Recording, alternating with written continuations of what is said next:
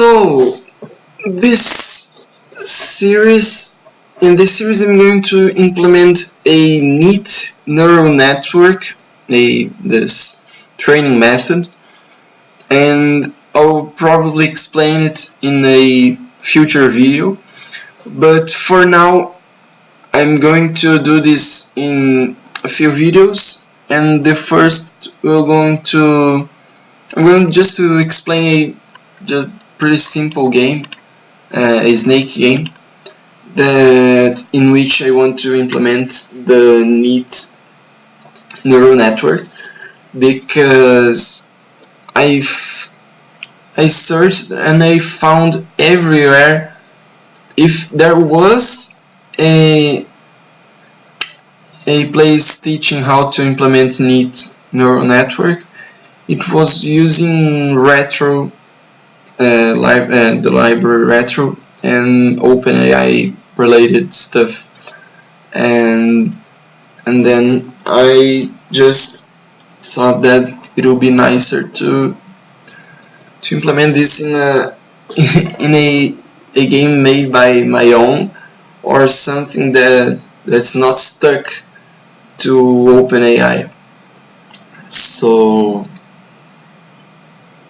yeah, I'm going just to show you how I made this game, because this game is really simple, and because there are plenty places that you can learn how to use Buiding, and if you're watching a video how to implement the neat, you probably even didn't want to learn how to build it.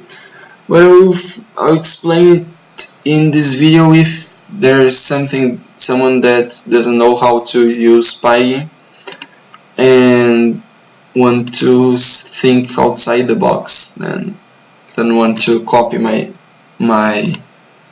this game that has no creativity.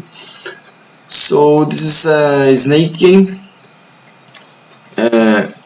It pretty much does what you expect from a snake game, so with pretty fancy colors, and yeah, that's it. And I suck at this game.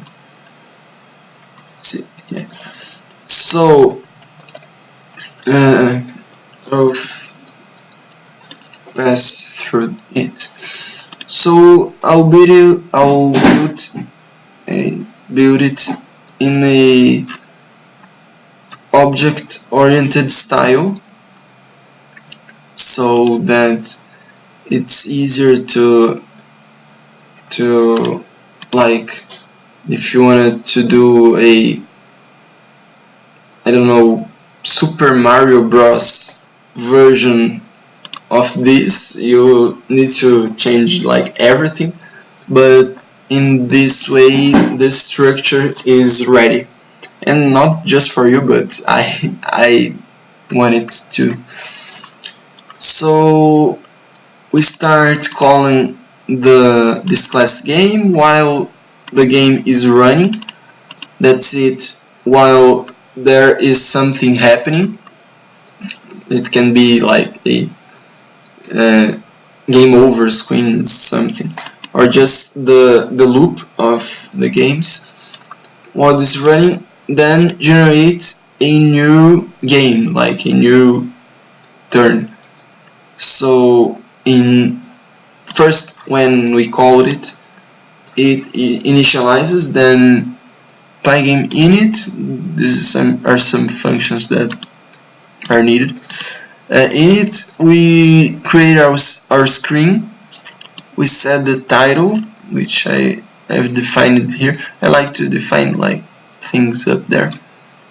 The clock running, and by the way, this style is actually not mine. I learned with a guy that I will leave the link in the description down below.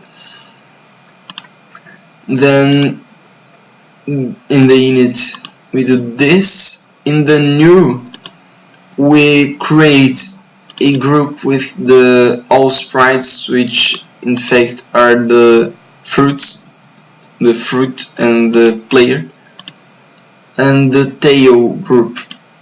So yeah, I just a new group and add the who needs to be added. In run, the playing is set to true. I count the frames for computing the score. The score is important because it's how we'll evaluate the fitness of our genomes. So here, as you can see, the score, as I eat the fruit, it doesn't increase linearly, and it depends on time or the frames that has passed. And let me just eat some fruits. And the number of fruits, it's the time raised to the 10th root of the numbers of frame that has passed times the length of my body. So with a increased length is easier to see.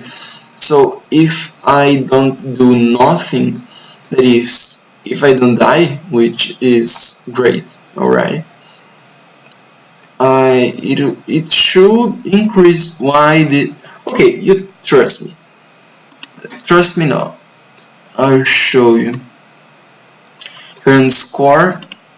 It returns the frame raised to the 10th root of the frame times the length of the player.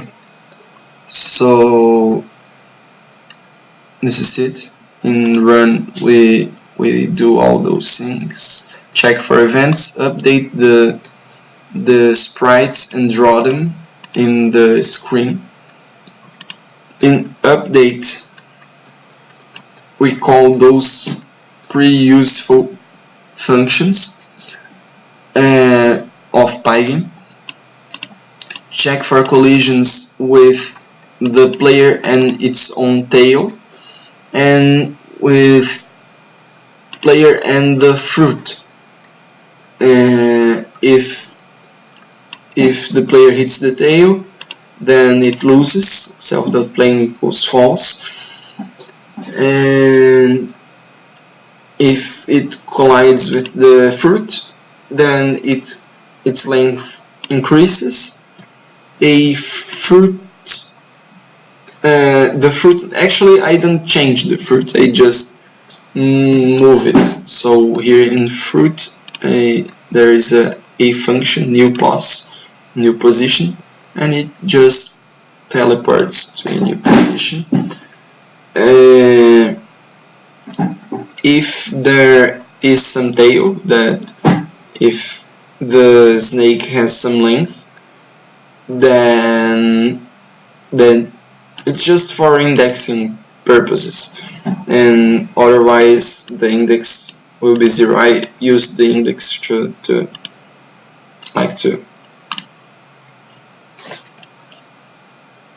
know it's better. I'll show you. In events, checking for events, it's just we see all the events that are going on. If it's pg.quit, then it quits. If I press a key, it checks what key I pressed and changes the velocity of the snake. So this is a vector. It's not a vector, it's a list. I'll show you right now. Just draw, fills the screen with the black or the background color. Draw all sprites, draw the tail, draw the text, draw score and what score it is, and flips. the display. It shows what should be in the display. And this draw text, it's actually a shitty a boring function that I just copied. I copied it. I reduced, I shrink it, but you can copy it. I'll leave this code in the description down below. Then that's it with the game. With Fruit, it's pretty simple. It's just a Buiding sprite class. Initiates it, creates a surface, a red surface with the same dimensions as the player here, and this all this like default things here the same. And update, it just goes wherever the velocity says to go, and check if it's in the border. If I go away, I lose. So yeah, that's it.